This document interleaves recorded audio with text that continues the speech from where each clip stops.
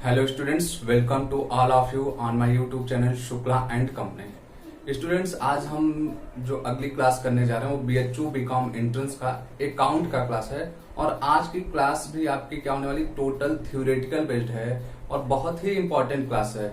आज की क्लास जो हम करने वाले हैं, इस क्लास से अकाउंट से जो आपका है 1 से 2 क्वेश्चन BHU बीकॉम एंट्रेंस में हर साल आता है, इसलिए आपका एक क्लास भी इंपॉर्टेंट है। आप याद रखिए कि आप जब तैयारी कर रहे हो BHU बीकॉम एंट्रेंस का, तो एक एक क्वेश्चन आपका सही होना बहुत ही इंपॉर्टेंट है, क्योंकि हर क्वेश्चन क्या करने वाले हैं, आपको BHU बीकॉम एंट्रेंस क्वालिफाई कराने में बहुत ही ज्यादा इंपॉर्टेंट है। अब यहाँ पे बात ये आती है कि जब भी आप कोई क्वेश्चन करने जा रहे हो तो आप ये कोशिश करो कि कौन सी चीजें इजी हैं, उसको मीन्स कम टाइम में आसानी से आप कर सको। तो हम उन चीजों को अभी देख रहे हैं कि कहाँ से हमारा नंबर क्या हो सकता है कि आसानी से हम गेन कर सकते हैं। तो इस चीज को ध्यान में रखते हुए आज की क्लास हम जो करने जा रहे हैं वो हमने बोला थ्योरेटिकल बेस्ड है। हल्का सा आप अपना दिमाग यूज करोगे तो 1 से 2 क्वेश्चन जो भी आपके आने वाले हैं, हम कर सकते हैं कि 5 से 10 सेकंड में और आप क्वेश्चन को सही करके पूरा का पूरा नंबर ले सकते हो। और एक चीज, क्लास स्टार्ट करने से पहले आपसे रिक्वेस्ट है, जब भी आप क्लास को देखते हो बेटा, तो क्लास को देखने के बाद हम बार बार बोलते हैं कि नीचे यूट्यूब के कमेंट बॉक्स में आप जरूर अपना कमेंट किया करो। आपका कमेंट एक तरीके से कर सकते हो कि हमारा 2 वे कम्युनिकेशन है। होता क्या है कि क्लास में जब हम लोग फेस टू फेस रहते हैं तो वहां हम आपसे क्रॉस क्वेश्चन कर सकते हैं, तो हमें पता चलता है कि आपको समझ में आया कि नहीं समझ में आया। लेकिन यहाँ पे क्या होता है कि नहीं पता चल पाता कि हम लोग इतने दूर बैठे हैं, टेक्नोलॉजी से केवल जुड़े हुए हैं, तो आपके कमेंट करने से हमें ये पता चल जाता है कि हाँ, आपने क्लास को देखा और आपको समझ में भी आया है। ये चीज है, इस कमेंट करने में केवल आपका 1 से 2 सेकंड या हम कह सकते हैं 10 सेकंड जाएगा और कोई पैसा नहीं जा रहा है बेटा। तो जैसे आप क्लास देख रहे हो पूरा, तो उसी तरीके से कमेंट जरूर करिए। नेक्स्ट टाइम से आप लोग ध्यान रखें कि जो लोग भी क्लास देख रहे हैं विदाउट कमेंट वो क्लास ना देखें प्लीज, कि आप कमेंट करो। हमें उससे क्या होता है कि एक मोटिवेशन मिलता है कि हाँ, बच्चे ने देखा, उसको भी समझ में आया, तो हम अगली क्लास को और एनर्जी के साथ और अच्छे से पढ़ाएंगे। ये बस इतना सा मोटो है मेरा, ठीक है। तो आगे चलते हैं। आज की क्लास जो हमारा है, टोटल बात करते हैं कैपिटल एंड रेवेन्यू की बात हो रही है।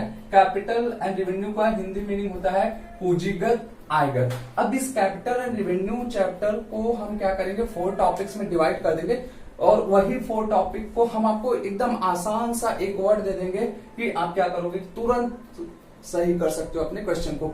ये टॉपिक है तो बहुत इजी, लेकिन कभी कभी कंफ्यूजिंग कर देता है। थोड़ा सा बच्चे कंफ्यूज हो जाते हैं कि मीन्स कौन सी चीजें पूंजीगत है, कौन सी चीजें आयगत है, उसको पहचानना होता है आपके BHU बीकॉम एंट्रेंस में।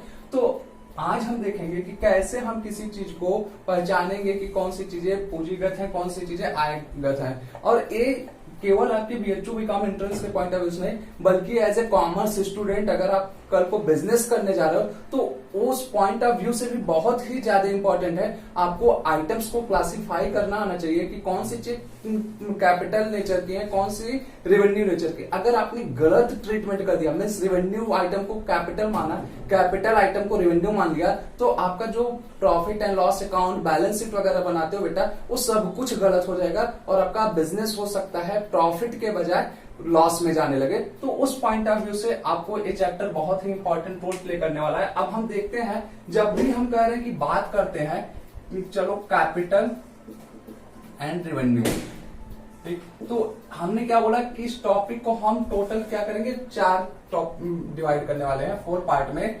पहले हम क्या करने वाले हैं कि इसको देखते हैं। पहला मेरा टॉपिक क्या होने जा रहा है, एक्सपेंडिचर। दूसरा होने जा रहा है मेरा रेवेन्यू, या इसी को हम कह सकते हैं कि इनकम। फिर प्रॉफिट और लॉस। अब जब ये 4 टॉपिक में हमने मेन डिवाइड किया, तो इन्हीं चारों टॉपिक में हम हर दोनों का तलाश करने वाले, मीन्स ये दोनों हमारे हर टॉपिक में। जैसे ही हम एक्सपेंडिचर की बात करते हैं तो मेरे क्या हो जाएंगे, बात हम किस चीज की करेंगे, कैपिटल एक्सपेंडिचर की, मीन्स पूंजीगत व्यय, एंड रेवेन्यू एक्सपेंडिचर जिसको हम कह सकते हैं आयगत व्यय। फिर यहाँ पे इनकम में अगर हम बात करें तो इनकम में भी हम देखेंगे कैपिटल नेचर का एंड रिवेन्यू नेचर का। प्रॉफिट की बात करें तो हम कैपिटल प्रॉफिट देखने वाले हैं एंड कर सकते हैं रिवेन्यू प्रॉफिट। फिर हम लॉस की भी बात करें तो लॉस में भी देखेंगे capital loss and revenue loss. ये हमारे मेन जो है, हमने बोला कि 4 पॉइंट्स सब बने और फिर उसके बाद इनके सभी में दो दो पार्ट। मीन्स अगर हम एक्सपेंडिचर की बात कर रहे हैं, खर्चे की बात कर रहे हैं, तो कौन कौन से खर्चे ऐसे होने वाले हैं कि जो कह सकते हैं पूंजीगत हैं और कौन कौन से आएगा। अब कैपिटल और रेवेन्यू को आपको जानने के लिए बेटा सिर्फ और सिर्फ आप क्या करो, कुछ नहीं, 2 वर्ड पे फोकस करो। वो 2 वर्ड कौन से हैं ये देख लीजिए आप। हमने बोला 2 वर्ड, एक आपका होता है रिकरिंग, दूसरा होता है नॉन रिकरिंग। रिकरिंग का हिंदी मीनिंग जिसको बोलते हैं बार बार, और ये क्या होता है कि हम कह सकते हैं कभी कभी। नॉन रिकरिंग का आप कॉमन लैंग्वेज कर सकते हो, सरल भाषा में कभी कभी। कहने का मतलब, रिकरिंग का मतलब ये हुआ जो चीजें आपकी कॉन्टिन्यूअस बेसिस पे रिपीट कर रही हैं वो क्या हो जाने वाली हैं, रिकरिंग बोली जाएंगी। और नॉन रिकरिंग का मतलब क्या हुआ कि जो कभी कभार होगा, हमेशा रिपीट होने, उसका नेचर ऐसा नहीं कि रिपीट होगा, अगर रिपीट भी होगा तो काफी लंबे समय के बाद रिपीट होगा। तो अब अगर इन दोनों चीजों को आप समझ लो तो फिर यहाँ पे क्या होगा कि इसको बड़ी आसानी से समझने में, कि जैसे अगर हम बोलने चले कि कौन सी चीजें कैपिटल में जाएंगी, कौन सी रेवेन्यू में, तो यहाँ याद रखना रेवेन्यू में वो चीजें जाने वाली हैं जो रिकरिंग नेचर की। मतलब अगर रेवेन्यू आइटम हमें पहचानना है वो रिकरिंग नेचर का होना चाहिए, और नॉन रिकरिंग अगर हमें पहचानना है तो कैपिटल नेचर का। मीन्स अगर हम कह रहे हैं कि हमें कैपिटल एक्सपेंडिचर की बात करने जा रहे हैं, पूंजीगत व्यय, वो नॉन रिकरिंग नेचर में आएंगे। ऐसे एक्सपेंसेस जो आपके बिजनेस ऑर्गेनाइजेशन में कभी कभी हो, ये हम कर सकते हैं। साथ ही साथ उस एक्सपेंसेस की वजह से क्या हो कि आपके बिजनेस ऑर्गेनाइजेशन में एसेट्स क्रिएट हो, कि जब भी कैपिटल एक्सपेंडिचर की बात आएगी आपका बिजनेस ऑर्गेनाइजेशन में एसेट्स क्रिएट होगा, मींस वेल्थ आपका बढ़ जाएगा। एक कैपिटल एक्सपेंडिचर बोला जाता है जिसको हम बोलते हैं पूंजीगत व्यय। एक्सपेंडिचर का मतलब आपका होता है व्यय या खर्चा कह सकते हो बेटा, ठीक। अब रेवेन्यू एक्सपेंडिचर की हम बात करें कि ऐसे खर्चे जो बार बार नहीं होने वाले हैं। जैसे अगर हम कैपिटल एक्सपेंडिचर में थोड़ा सा एग्जांपल देख लें कि हम कह सकते हैं कि परचेज ऑफ फिक्स्ड एसेट्स, संपत्तियों का जो आप क्रय करते हो बेटा, वो क्या होता है कि आपका कैपिटल एक्सपेंडिचर में आ जाता है। और यहां क्या होता है, परचेज ऑफ, एक तरीके से हम कह सकते हैं रॉ मटेरियल,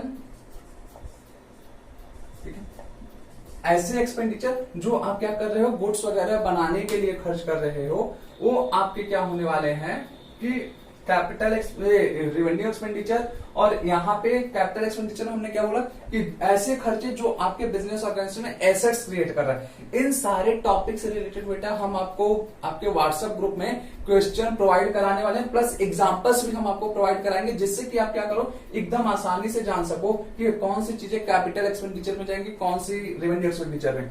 अब यहाँ पे जब कैपिटल और रेवेन्यू एक्सपेंडिचर की बात आती है तो कई बार हमारे पास कंफ्यूजन क्या हो जाता है कि बहुत सारे आइटम्स होते हैं रेवेन्यू नेचर के होते हैं, लेकिन कुछ सर्कमस्टेंसेस में क्या होते हैं कि वो हमारे कैपिटल नेचर के बन जाते हैं। जैसे हम बात करें वेजेस, मजदूरी बोली जाती है, तो वेजेस क्या होता है कि बेटा आपका बिजनेस ऑर्गेनाइजेशन में हमेशा पेड किया जाता है, लेकिन अब इसी वेजेस का पेड करने का नेचर बदल जाए, मीन्स हम किसको पे कर रहे हैं, किस टाइम पे कर रहे हैं, अगर वो टाइमिंग चेंज हो जाए तो वही वेजेज आपका कैपिटल एक्सपेंडिचर बन जाता है। फॉर एग्जांपल हम क्या करें कि मजदूरी, नॉर्मली बोले कि फैक्ट्री में वर्कर हैं, काम कर रहे हैं, उनको मजदूरी दे रहा है, तो ये आपका रेवेन्यू एक्सपेंडिचर बोला जाएगा। लेकिन हम क्या बोले कि हम एक फर्नीचर परचेज किए और उस फर्नीचर को ले आने के लिए भाड़ा दिए हैं, गाड़ी का भाड़ा दिए हैं, तो अब ये भाड़ा जो हमारा है ये क्या होगा, कैपिटल इन नेचर का बन जाएगा। क्यों, अब इन शॉर्ट आप ये कर सकते हो कि कोई भी कैपिटल या हम कह सकते हैं कोई भी एसेट्स परचेज करने के समय जो भी एक्सपेंसेस किया जा रहा है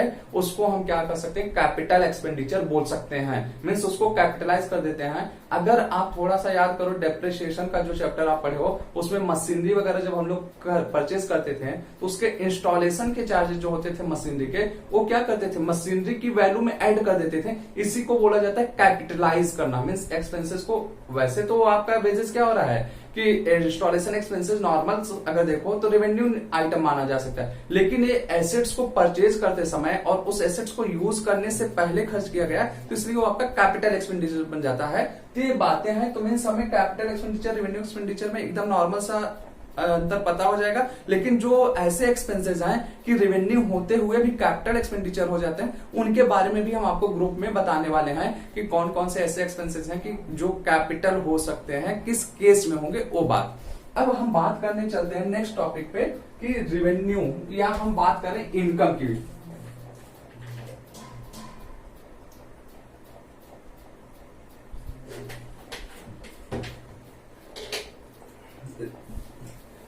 अब जैसे ही हम रेवेन्यू पे बात आते हैं, फिर वही बेटा मेरी बात आएगी।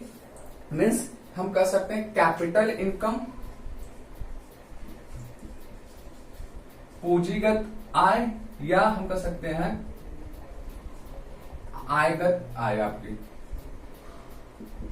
Revenue income. फिर अब यहाँ पे पूंजीगत आय वो होंगे बेटा कि जो कैपिटल एसेट्स वगैरह है, कि मीन्स ऐसी चीजें आप जो बिजनेस ऑर्गेनाइजेशन में सेल कर रहे हो जिसको आप हमेशा बार बार नहीं सेल करने वाले, कभी कभार सेल करोगे, उससे अगर कोई भी इनकम हो रही है वो आपकी कैपिटल इनकम मानी जाएगी। और जो बिजनेस में आपके बार बार रेगुलर बेसिस पे इनकम हो रहे हैं, जैसे आप कह सकते हो कोई गुड्स के सेल करने से कमीशन वगैरह मिल रहा है, वो अगर बार बार हर महीने मिल रहा है, हम कर रहे हैं, या हर साल मिलेगा, तो आपकी रेवेन्यू इनकम हो जाएगी। यहाँ पे हम ले सकते हैं कि sale of goods, commission received, आप कह सकते हो रेंट रिसीव्ड, जो हर महीने लगभग होते हैं। लेकिन अगर हम कैपिटल नेचर की बात करें तो यहाँ पे आप कह सकते हो sale of building, sale of furniture, sale of machinery, वो सारे क्या होंगे, कैपिटल इनकम आपके बन जाएंगे। ये बात हुआ एक्सपेंडिचर और इनकम का। अब हम बात करने चले प्रॉफिट या लॉस का।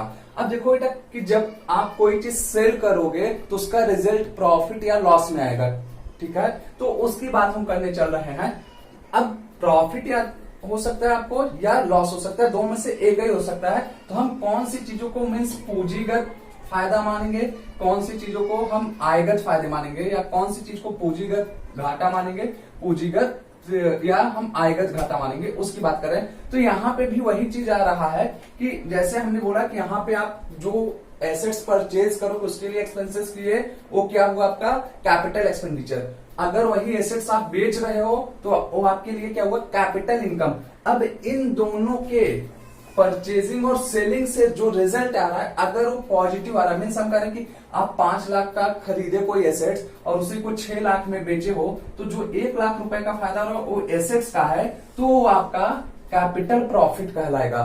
और जस्ट इसके रिवर्स बेटा कि अगर रेवेन्यू, एक्सपेंडिचर और इनकम का हम रिजल्ट निकालें वो पॉजिटिव में आ रहा है तो रेवेन्यू प्रॉफिट कहलाएगा। ठीक, यहाँ पे कंफ्यूजन नहीं होना चाहिए आपको कि कैपिटल प्रॉफिट की बात है कि कैपिटल एसेट्स के बेचने की वजह से जो भी आपको प्रॉफिट हो रहा है, या कैपिटल नेचर का कोई भी आइटम आप बेच रहे हो उससे जो प्रॉफिट हो रहा है वो कैपिटल प्रॉफिट कहलाएगा। रेवेन्यू प्रॉफिट क्या होगा कि जो रेवेन्यू नेचर के आपके इनकम और एक्सपेंसेस हो रहे हैं उनका रिजल्ट अगर पॉजिटिव में आ रहा है तो रेवेन्यू प्रॉफिट आपका कहलाएगा। ठीक है, और यही हम बात करें लॉस की तो जस्ट उसी का कि कैपिटल आपका जो एक्सपेंडिचर है और कैपिटल नेचर का इनकम, इन दोनों का रिजल्ट अगर निगेटिव में आ रहा है तो आपका कैपिटल लॉस मीन्स पूंजीगत घाटे कहलाएंगे। अगर रेवेन्यू नेचर का आइटम है means revenue expenditure, revenue income, इन दोनों का रिजल्ट माइनस में आ गया तो ये आपका क्या होगा, रेवेन्यू लॉस कहलाएगा। यहाँ पे बेटा आपको याद रखो कि डेफिनेशन वगैरह हम कुछ नहीं नोट करा रहे हैं आज के क्लास में, कुछ ऐसा लिखने वाला काम नहीं है। जो हम बोले यहाँ पे इंपॉर्टेंट चीज क्या है कि आपको एग्जाम्पल्स कितने अधिक याद होंगे वो इंपॉर्टेंट है, तो उसको हम ग्रुप में प्रोवाइड कराने वाले क्वेश्चन और इस टॉपिक से रिलेटेड जितने अधिक से अधिक क्वेश्चन बन सकते हैं वो भी हम आपको ग्रुप में प्रोवाइड कराने वाले हैं। तो ये हमारा जो मेन टॉपिक हुआ। अब इसी चैप्टर में एक टॉपिक मेरा और आता है जिसको बोला जाता है डेफर्ड रेवेन्यू एक्सपेंडिचर। मीन्स कुछ खर्चे ऐसे होते हैं डिफर्ड रेवेन्यू। अब ध्यान दो आप, इसमें रेवेन्यू की बात आ रही है, एक्सपेंडिचर भी है और डेफर्ड की।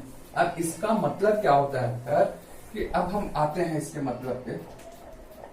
ये हमारा क्या है, deferred revenue expenditure. Deferred revenue expenditure,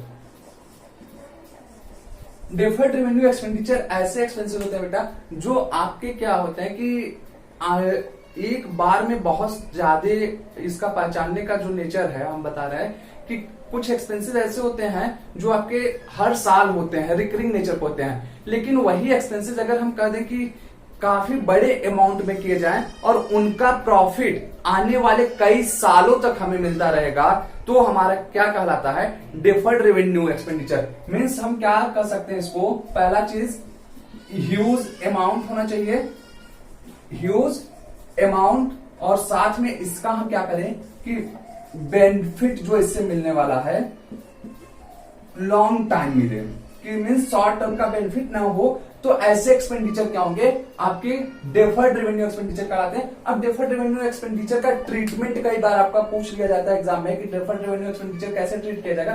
तो डेफर्ड रेवेन्यू एक्सपेंडिचर का ट्रीटमेंट की हम बात कर लेते हैं, मीन्स अकाउंटिंग इसका कैसे करते हैं उस पर हम आते हैं।